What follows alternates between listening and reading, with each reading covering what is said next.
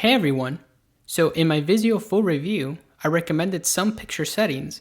Although those were good, I've had more time to improve upon those settings and I wanted to share them in a separate video.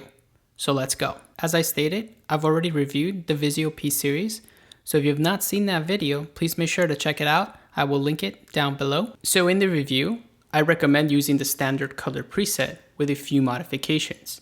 And sure, those settings look good, but they weren't very accurate. And that is why I decided to try something different and take what ratings.com recommends and improve upon it and take away a little bit of the vagueness. So let's begin.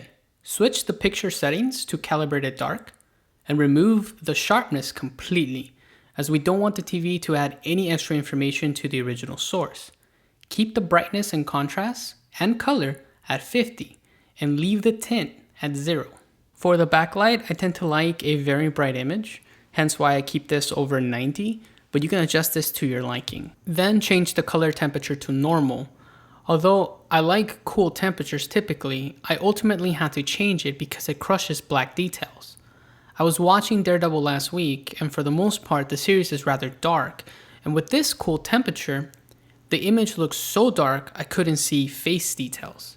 There were so many details that were lost. And for that reason, I decided to switch to normal temperature, which makes the colors far more natural, but keep in mind, the colors will look rather on the warm side, but I think they're the best looking so far. Make sure that you turn off black details, as again, this setting will add or distort the original content, which we don't want.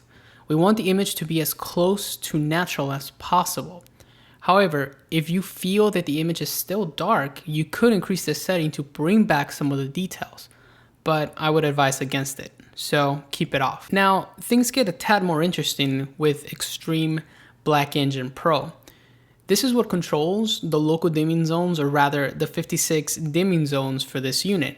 This increases how bright you want the local dimming to be, and from my testing, I found that medium is by far the best for most viewing experiences. For example, if you decided to use high, this will increase blooming that is extremely noticeable on widescreen movies, where the black bars are supposed to remain black, and with high, it will leak into the black bars and it becomes very distracting. At medium, you won't notice it as much. The high setting usually works fine with content that doesn't have black bars, such as TV shows, etc., but medium works well for both.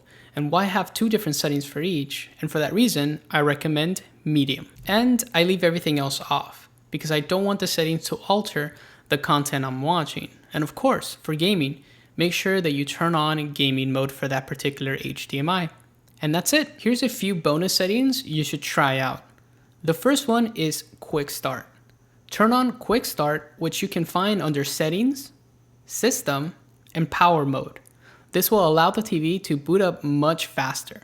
However, be aware that this will cause the TV to draw far more power. The second is the Vizio app. The Vizio app is incredibly handy. You can make adjustments to the TV via the app. But I think the most useful thing about it is that you can actually control the TV via a simple widget, making it incredibly handy. I seriously don't need the physical remote anymore. I simply unlock my phone, swipe left, and I have all of the most used controls at my disposal. The third is to hide unused HDMI connections.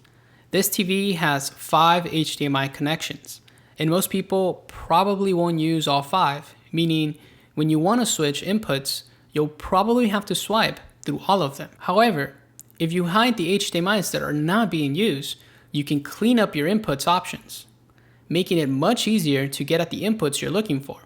For this, head over to Settings, Inputs, and then select HDMIs that are not being used, select Hide from Input List, and select Hidden. To conclude, these picture settings are what I would recommend for movies and TV shows, as well as for gaming.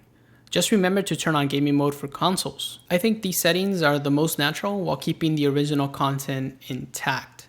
Although my picture setting recommendations on my original review were good, I felt that I needed to work on them further to provide something far better. And I think these settings are fantastic. So try out the settings and let me know what you guys think. By the way, I'm currently working on an Xbox One X full review. And in that video, I will showcase the performance of the most powerful console that you could currently buy.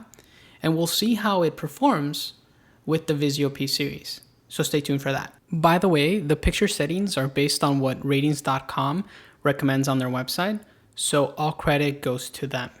Anyways, thank you guys so much for watching. If you guys enjoyed the video, be sure to hit that like button. And as always, I'll catch you guys next time.